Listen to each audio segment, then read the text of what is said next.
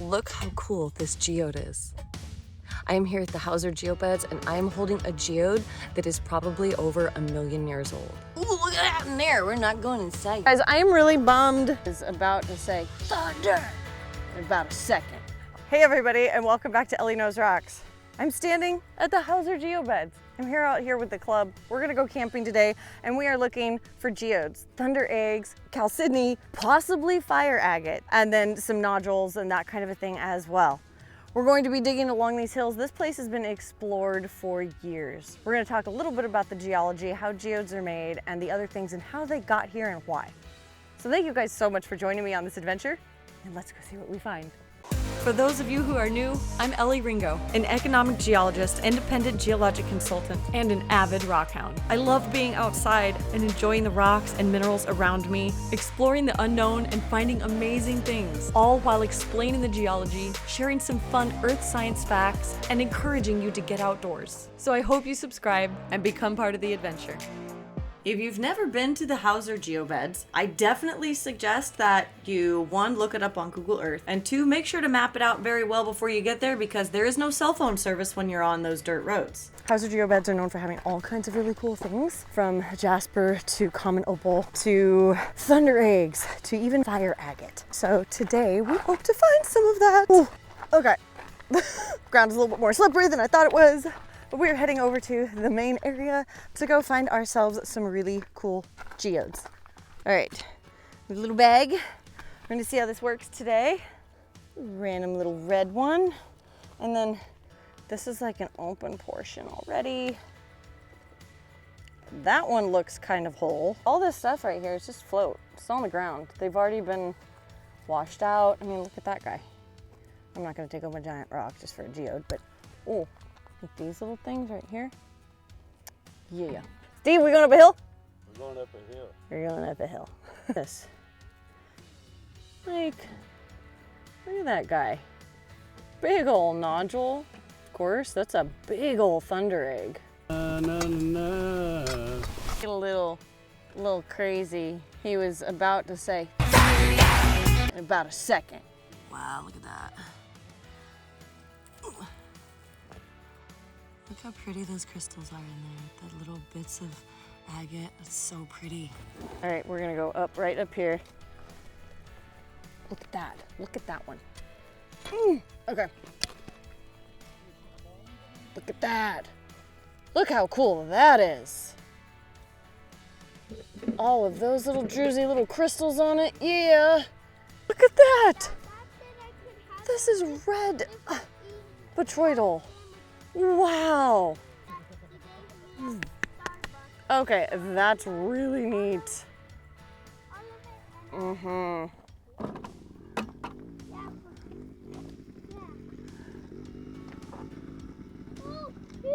right, I have filled up my little bag. I didn't get this on film. I broke that open. Little bug right there, but it has all of these little botryoidal things under it, which might look really cool once it's cut open. Okay, see this right here? It's broken, but look at that. Look how cool that would have been if we would have found it whole. But that is the type of thing you can find out here. Look how funky the back is. But then you can find this awesome beautifulness on the inside. Yeah, it's so pretty, huh?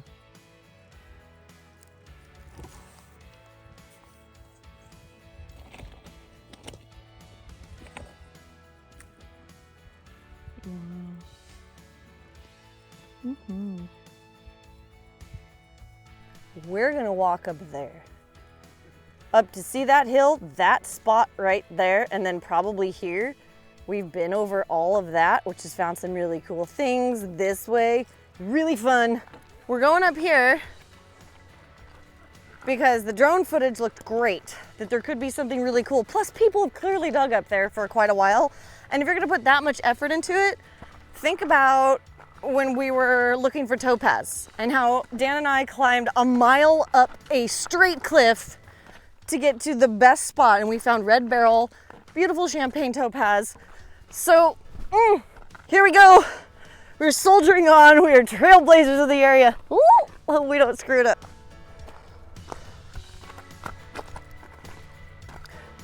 We've got all these nodules here, but they broke this one open. It's just all red and solid inside. These could be the same, but if you go off of one, you could miss out on other things. So we can break them open, we can do something, try to take them back home, or leave them here. But there's a ton of stuff that is already all over the ground. So fingers crossed this was not a wasted trip up here.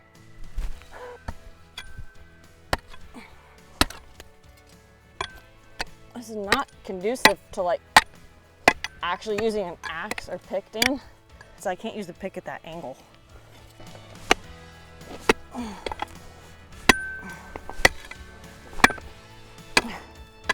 Cool.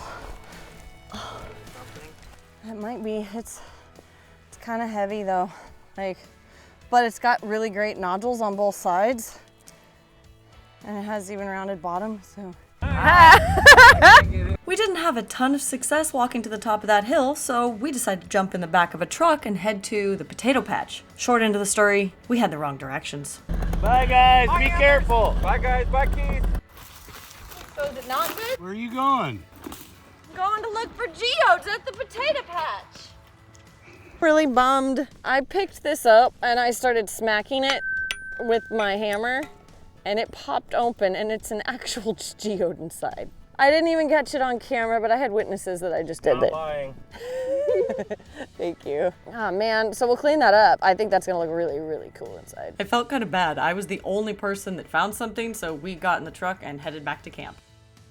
Now again, these are not model geodes or Thundereggs. These are just ones that are right here beside me on the ground. I'm going to talk to you about Thundereggs and geodes and how they formed. So all of these mountains around me are volcanic.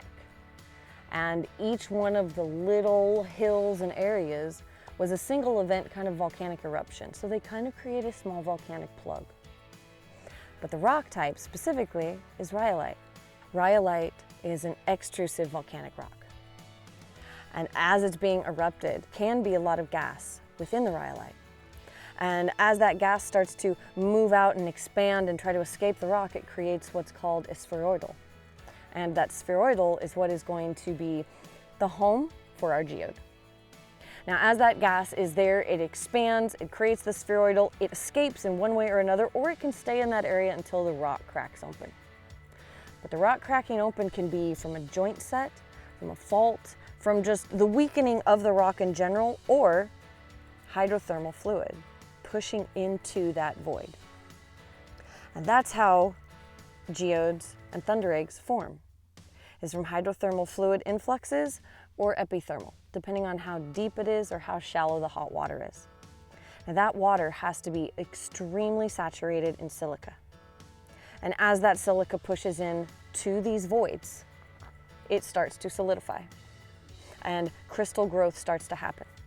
First off, it starts to line the edges of the spheroidal. Now, as that fluid was coming up through whatever vent it was traveling through in order to get to this voided pocket, it's extracting other elements out of the country rock, and then it deposits them into the geode or the Thunderegg.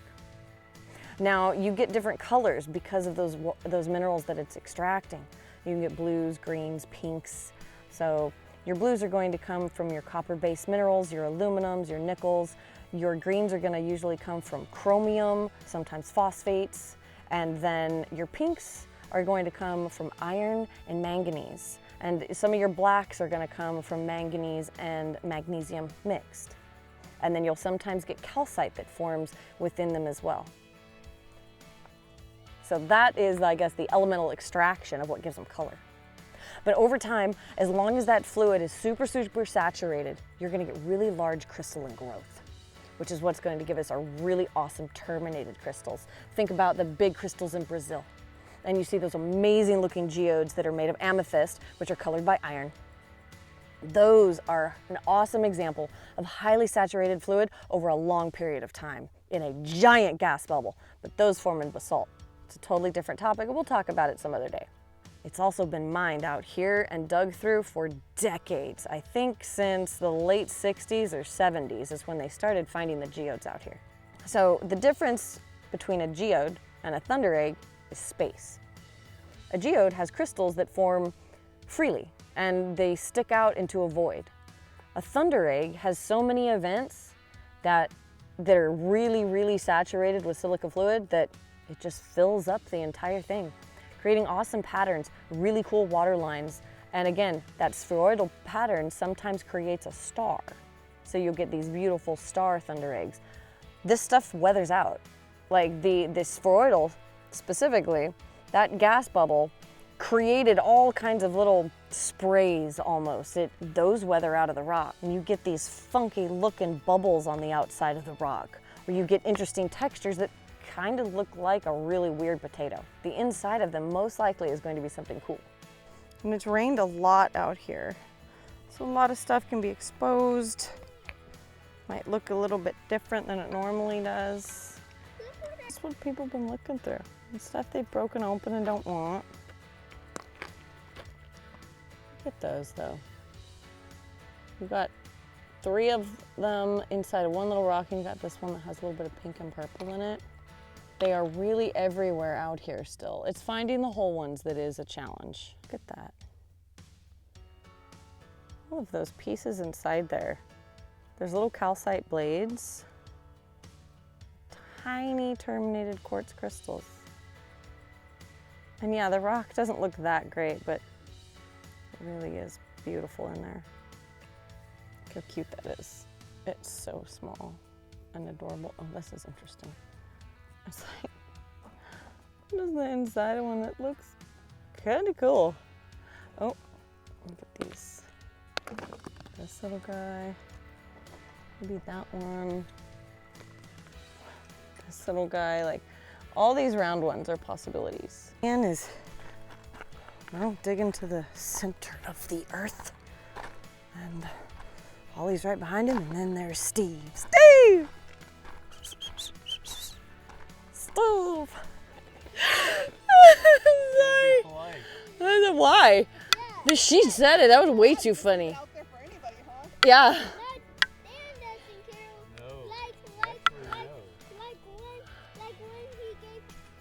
What's that?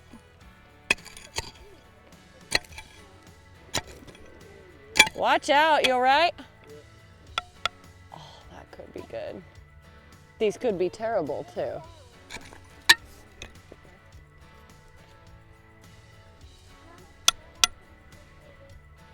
Inside of one.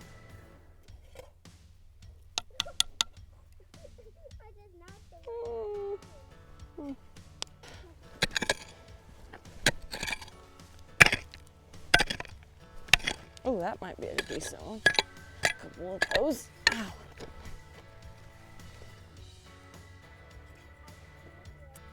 Maybe.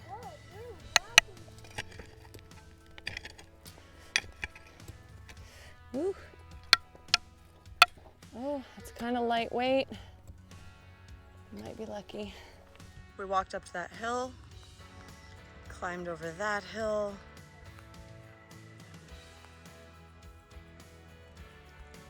But we've got our huge fire pit right here, all our wood ready to go. Tent, tent, tent, and that gorgeous sunset. Look at that. Yeah. Eggnog. Eggnog. Cheers. Cheers. Dan, look at. Hi.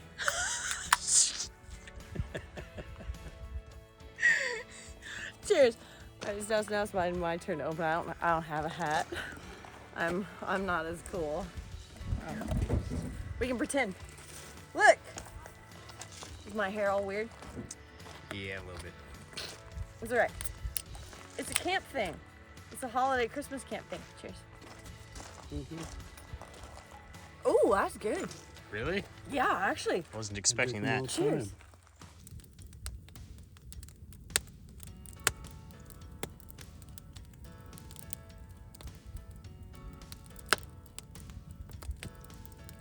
We woke up to a beautiful sunrise. We stayed up way too late around the campfire, but everybody slept surprisingly well in their tents. But after we break down, we're going to travel over to what is considered the actual potato patch, and fingers crossed that we find it.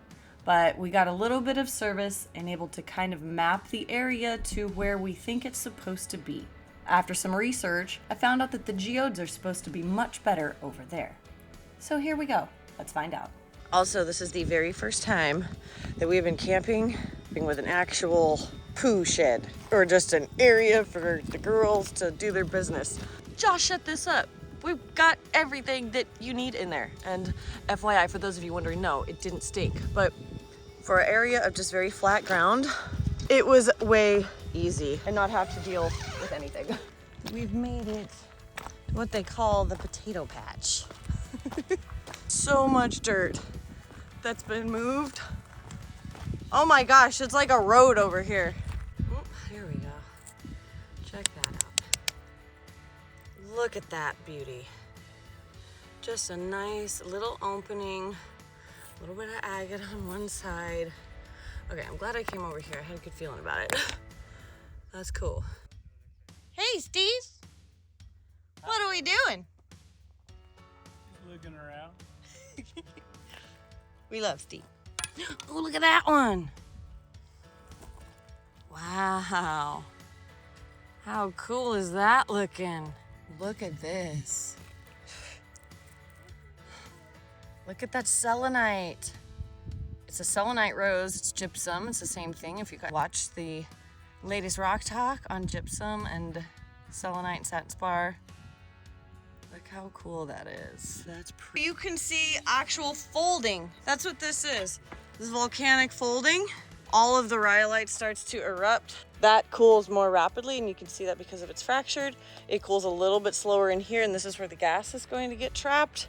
Further down, you're gonna have intermittent layers of probably ash, but you can see the flow banding. That's what it's called, and it goes up and around.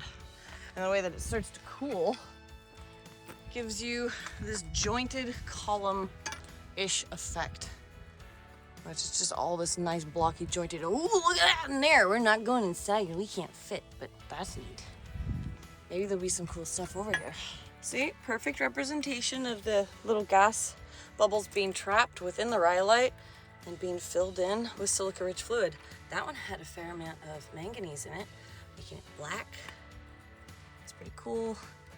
But that's neat, and you can see it goes all the way along this ridge line. And if you look up all the little botryoidal bumps, this was all gas that basically got frozen in time as it cooled. Isn't that cool? And then it gets filled in, maybe. Sometimes they're just nodules. Sometimes fluid doesn't actually make it into any of these. It's because they don't create spheroidals. And if there's no room, if there's no pocket, the silica fluid can't form a geode inside them.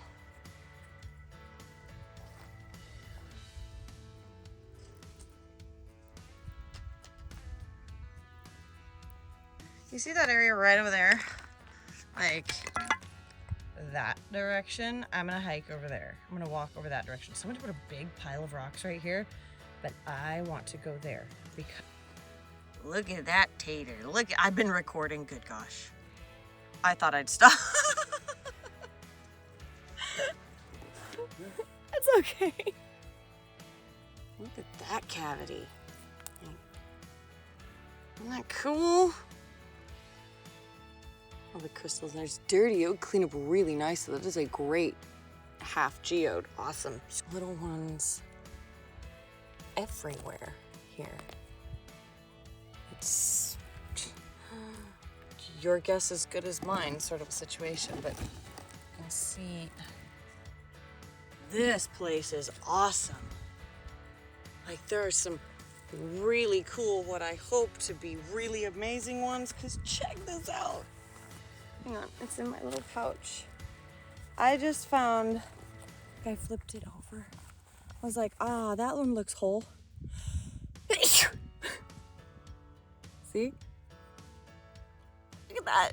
Isn't that awesome? They're covered inside, that is so cool. So I can clean that up, but that is a really good geode. I'm super excited about it. It's really cool. Much here. I wish I'd have been here sooner. This place is so sweet. We're gonna cut open a find on an outside saw with Josh's generator. We'll see what's inside of it.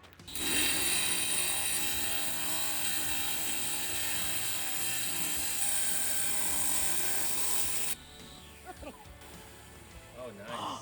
Holy shit. That's a pretty cool Thunderegg. That's cool. Whoa. Nice find. Look at that. There's even a little bit of amethyst in the middle. Nice. Look at the bands. Oh my gosh, for those of you that watch Rick and Morty, doesn't the right one look like Rick? That's cool. I hope that you guys have enjoyed this short rock hounding adventure looking for geodes, and I hope that you go out and find your own. Come out here to the Hauser Geode Beds. It is an open public dig site out here in California on BLM. You can camp, you can have a campfire if it's the right time of year, obey the laws and watch for fire restrictions. Come out here and have a blast. Find your own. Bring your rock hounding group. Thank you guys so much for joining me on this adventure. And I'll see you on the next one. I love it. Iron infused gypsum. Bright orange and red. It's very pretty. That one looks good too. It's still pushing up and it erodes out of the ground and ends up right here by our car to where we only have to go dig for it. Thank you. The president of the Lake Hauser Gem Mineral Society right there. That's how it happens. Know that. Wish I would have got the beginning, but thank you, Steve.